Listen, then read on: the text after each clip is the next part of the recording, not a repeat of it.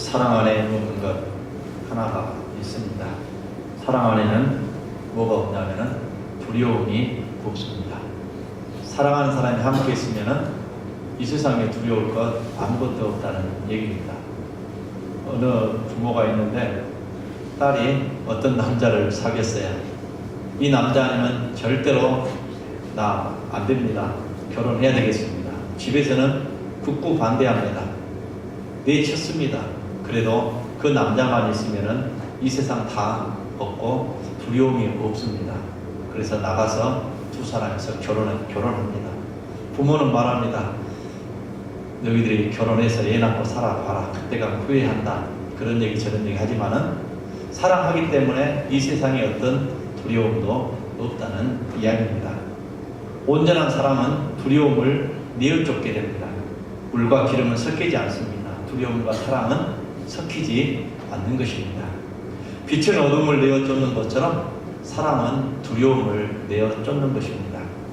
고양이는 쥐를 잡아먹는 것처럼 사랑은 두려움을 잡아먹는 것이죠. 사랑은 두려움을 내어쫓습니다. 예전에 닭을 키웠는데 닭을 구석으로 몰면서 병아리를 잡으려고 해요. 어머 씨암탉이 병아리를 낳았죠. 알을 낳고 병아리가 태어났는데 그 병아리를 잡으려고 그러면은 이 암탉은 어미닭은 멀리 도망가지 않습니다. 자기가 잡히는 한이 있더라도 병아리를 잡으려고 하는 사람을 쪼으려고 덤벼듭니다. 그것을 보았습니다. 장대로 한 번만 탁 때리면은 뻣뻣해 가면서 작살이 날 그런 정도의 닭입니다. 힘이 없는 닭입니다. 그러나 그 병아리를 사랑하기 때문에 그럴 줄 알면서도 덤벼드는 것입니다. 작년에 일어난 사건입니다. 10쌍의 부부가 물가로 쉬러 갔습니다. 야외 놀이를, 물놀이를 간 것이죠. 아내가 물속에 들어가서 수영을 하다가 물에 빠져서 허우적거리고 있었습니다. 당연히 남편이 그 아내를 구하려고 뛰어 들어갔습니다. 아내는 남편을 꽉 잡을 수밖에 없었어요. 지금 자기는 지푸라기나 자는 심정을 잡으니까 남편도 꽉 잡아버리니까 남편도 꼼짝할 수 없는 그런 상황이 됩니다.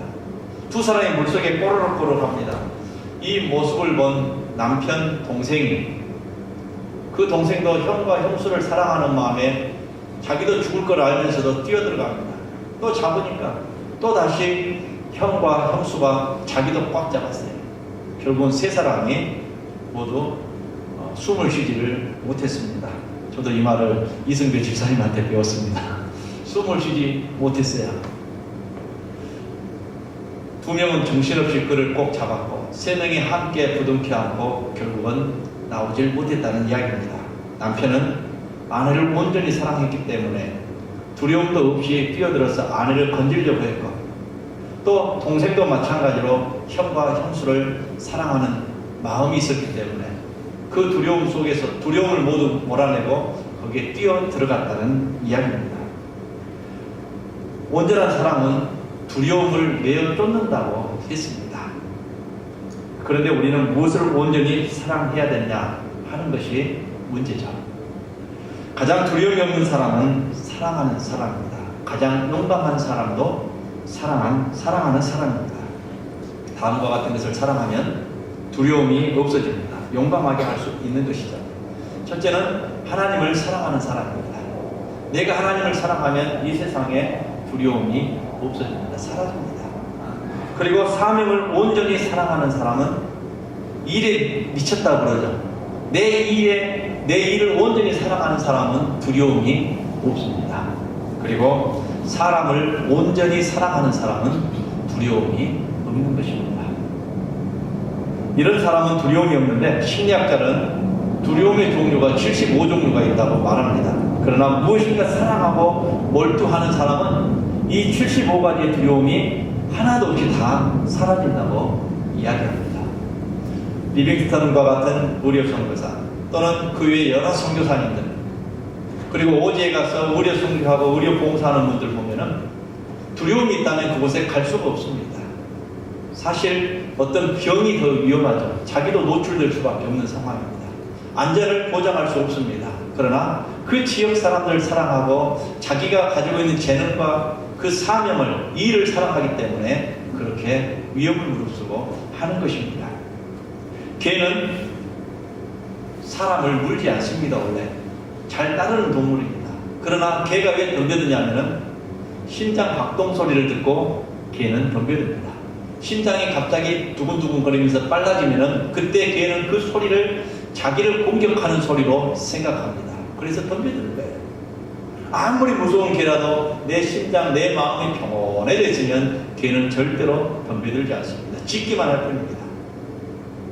결국은 내가 무서워하고 내가 두려워할 때 개는 공격해오는 것입니다. 마귀도 마찬가지입니다. 내가 어떤 환경에 있어도 하나님 안에서 평안한 마음을 유지하고 있고 내가 넘어졌다 할지라도 이거 대수롭지 않게 툴툴 털고 일어나면은 마귀는 공격하지 않습니다. 이 사람은 공격해봐야 또 일어날 사람, 괜히 힘 낭비하고 시간 낭비할 필요 없다라고 마귀도 생각하는 것입니다. 그래서 결국은 두려워하며 두근거리는 사람에게 개도 공격하지만 마귀도 공격하게 되어 있는 것입니다. 그래서 사랑은 두려움을 몰아내게 되어 있는 것입니다. 하나님을 사랑하는 사람에게는 두려움이 없습니다. 하나님을 온전히 사랑하면 어떤 일을 당하여도 우리에게 두려움이 있을 수가 없는 것이죠. 하나님에게는 두려움이 없기 때문에 그 두려움이 없으신 하나님을 사랑하고 그 하나님을 의지하는 사람에게도 두려움이 있을 수가 없는 것입니다. 하나님께서 그렇게 만들어 주시기 때문인 것이죠. 예를 들면요, 블레셋이 이스라엘을 점령하고 있을 때 골리앗이라는 장수가 나타났습니다. 사울 왕을 비롯하여 모든 장군들과 그리고 군사들이 벌벌 떨고 있었습니다. 나가는 사람마다 단칼에 끝나버렸습니다. 그때 누가 등장합니까? 다윗이 등장합니다. 만군의 주 여호와 하나님을 섬기고 의지했던 이 다윗은 두려움이 없는 사람이었습니다.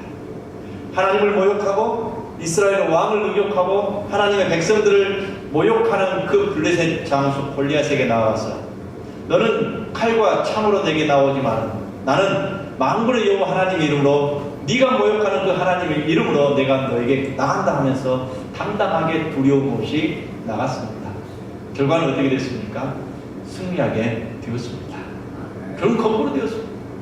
두려움이 없는 하나님을 믿고 그 두려움 없는 믿음을 가지고 나아갔던 다윗.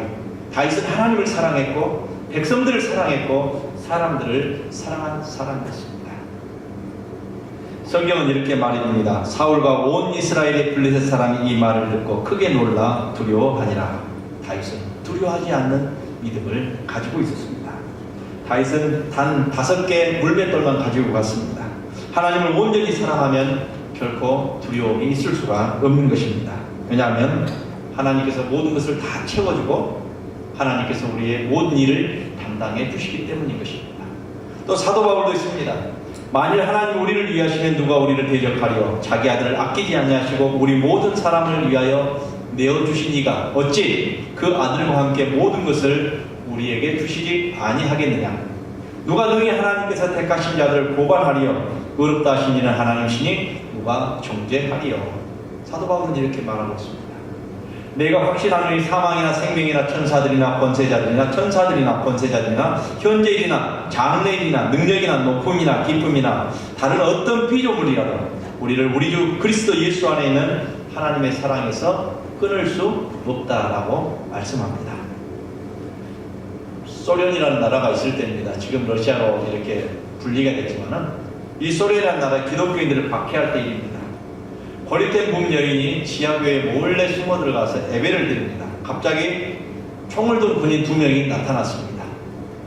그러면서 지금 내가 이 예배당에서 나 예수 믿지 않겠다 하고 예배당을 나가는 사람은 살려주겠다. 그러나 끝까지 고집하는 사람은 내가 죽이겠다라고 얘기를 합니다.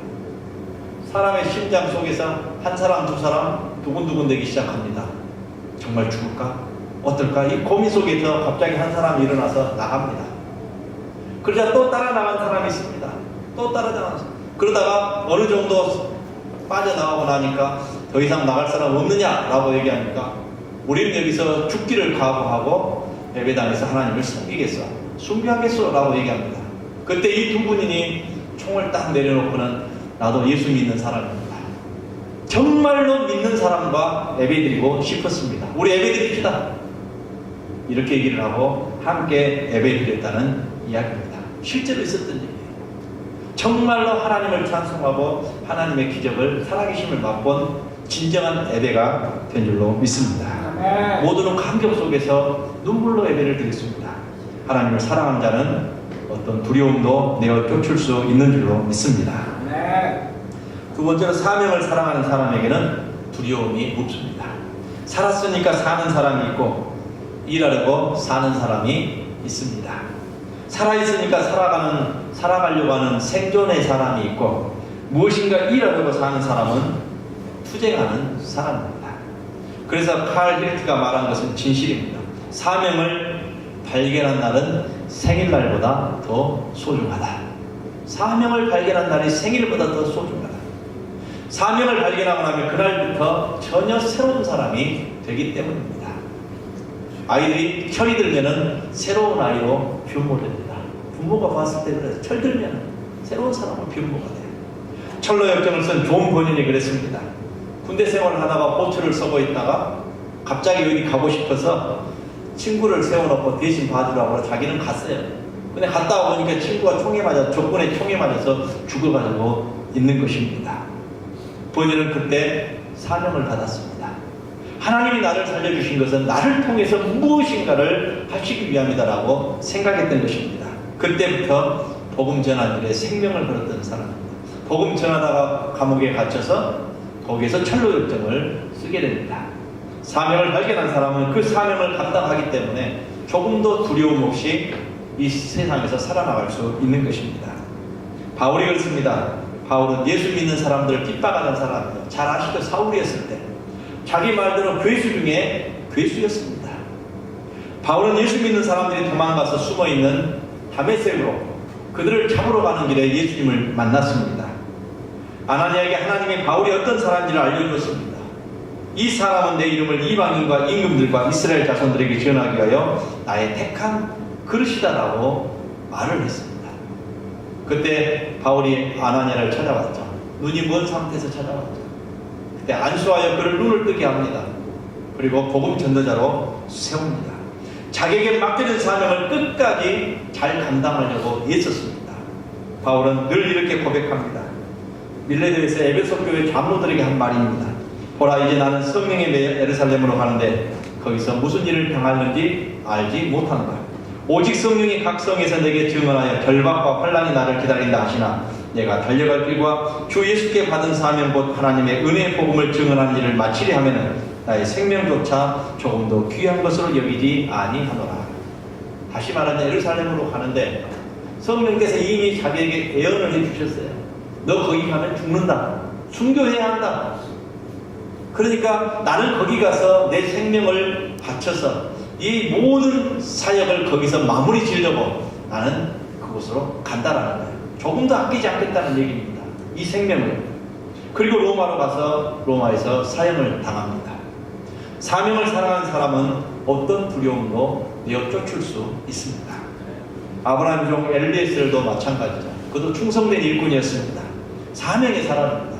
하나님께서 아브라함을 갈대아 우르에서 불러내셔서 가나안 땅에 정착하게 만드십니다.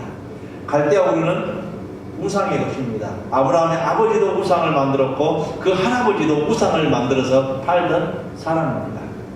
전설에 의하면 이들은 그런 사람이었는데 그래서 그곳에서 나와 먼 나라에 가서 살게 만드셨습니다.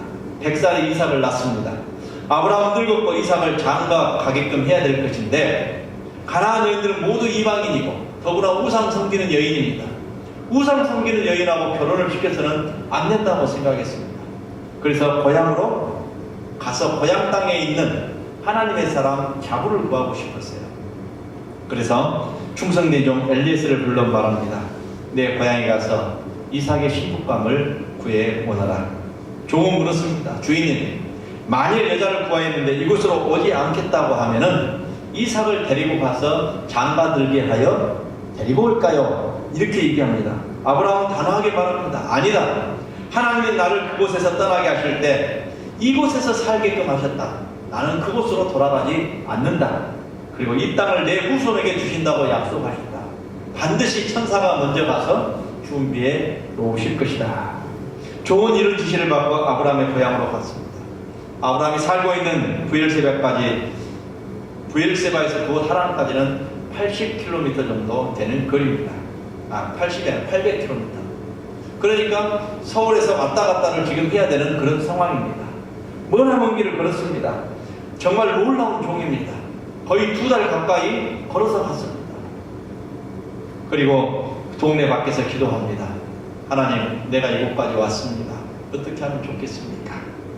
나의 주인 아브라함의 하나님 여호와여, 만일 나의 행하는 길에 형통함을 주실 텐데 내가 이 우물 곁에 섰다가 청년 여자가 물을 길러오거든 내가 그에게 청하기를 너는 물 항아리에 물을 내게 조금 마시우라 하여 그의 대답이 당신은 마시라 내가 또 당신의 약대를 위하여도 기르리라 하면 그 여자는 여호와께서 나의 주인의 아들을 위하여 정하여 주신 자가 되리이다. 이렇게 기도합니다. 조금 협박이죠. 어떻게 보면은 협박성 기도를 합니다. 얼토당토 않는 기도를 하게 된 것입니다. 그런데 마침 한 처자가 물을 기르러 왔습니다. 그대로 얘기합니다. 내게 물을 한 잔 주시오. 한 바가지 줍니다. 마시라. 내가 당신의 약대에게도 마시우도록 하겠습니다. 할렐루야. 조금 기도한 대로 되자. 그 사람이 하나님이 정해놓으신 이삭의 아내임을 알게 되었습니다. 선택할 여지가 없죠. 곧바로 그 집에 들어가서 내가 온 목적이 있습니다. 내가 온 목적을 말하기 전에는 내가 절대로 먹지 않겠습니다. 라고 얘기합니다. 그래서 그 처녀 리브가의 아버지 라반에게 전후좌우 이야기를 상세하게 했습니다. 아버지 라반이 말합니다. 이 일이 여호와께로 말미암았으니 아버지도 믿음이 대단하죠. 여호와 하나님께서 하신 일이기 때문에 우리는 가부를 말할 수 없노라. 데리고 가라. 데리고 가라. 내가 그렇게 해라 말을 할 필요가 없다 이거예요. 데리고 가라는 얘기입니다. 예수님께서 그랬죠. 나 어린 나귀를 준비해 놓으셨다고 얘기합니다. 그 주인이 뭐라 그럽니까? 왜 내 어린 나귀를 끌고 가요? 아니에요. 그냥 주께서 시키겠다면 데리고 가라라고 말씀합니다.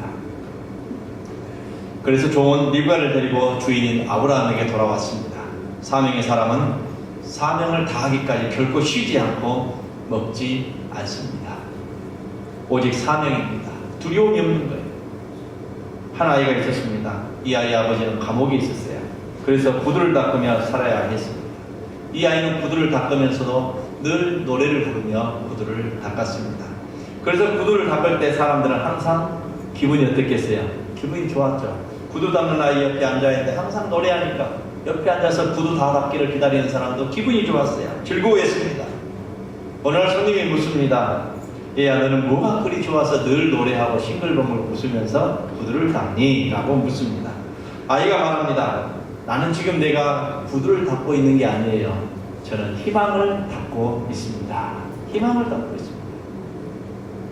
이 아이가 나중에 유명한 작가가 되었습니다. 올리버 트위스트라는 작가입니다. 올리버 트위스트라는 그 책을 쓴 작가죠. 이 사람이 누굽니까? 찰스 디킨스라는 사람입니다. 사명을 사랑한 사람에게는 어떤 두려움도 다 내어쫓을 수 있는 것입니다. 사랑에는 두려움이 없습니다. 세 번째로 사람을 사랑하는 사람에게는 두려움이 사라집니다. 하나님이 진정으로 사랑하는 이는 하나님을 사랑하고 사명을 사랑하고 사람을 사랑하는 사람입니다. 우리는 서로 사람을 사랑해야 됩니다. 목사도 성도들 한 사람 한 사람을 사랑해야 되고 우리 성도들도 마찬가지로 옆에 있는 사람 한 사람을 사랑해야 돼요.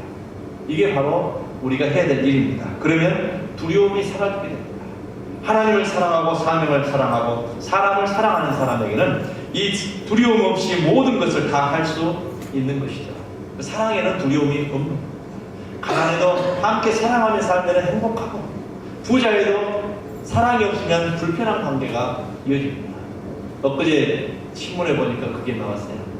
어떤 사람이 결혼을 했는데 6개월 됐습니다. 6개월 만에 이혼 소송을 했어요. 뭐였냐 했더니 신부가 신랑에게 시집 올 때 예단을 10억을 해왔어요. 10억을 해왔습니다.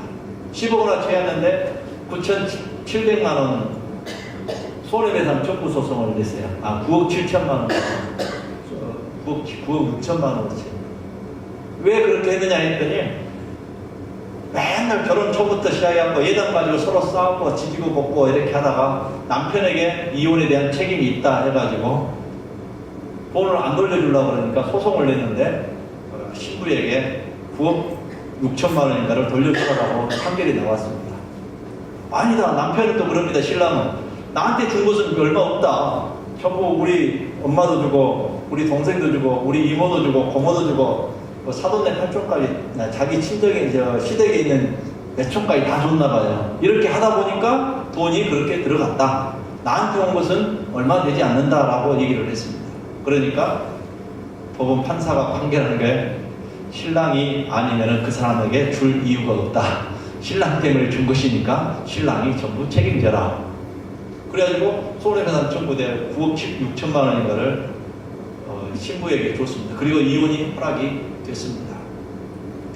여러분, 아무리 돈이 많고 좋아도 사랑이 없으면 아무것도 아니라는 사실입니다. 그러나 가난해도 힘들어도 서로 사랑하면 모든 것을 극복할 수 있는 줄로 믿습니다. 사랑은 사랑하는 것이나 사랑하는 사람을 위하여 희생하는 것을 조금도 두려워하지 않는 것이죠. 다시 말하면 두려움이 없는 사랑이 온전한 사랑인 줄로 믿습니다. 동물도 그렇습니다.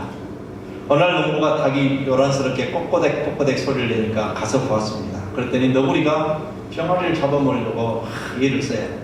닭장에 들어와가지고 병아리를 쫓으니까 어미닭이 그걸 너구리를 쫓으면서 자기 병아리를 자기 날개아래에 딱 모읍니다. 그리고는 그걸 품고는 너구리가 와서 자기를 계속 갉아먹고 막 이렇게 뜯어먹는데도 그 병아리를 보호하기 위해 꼬꼬댁 소리를 내면서 위협을 하면서 병아리를 지키고 있는 것을 보았습니다. 그래서 물론 너구리는 쫓아냈지만은 닭은 죽게 되었습니다. 어미닭은 죽게 되었습니다. 사랑은 그런 두려움도 이겨낼 수 있는 것입니다.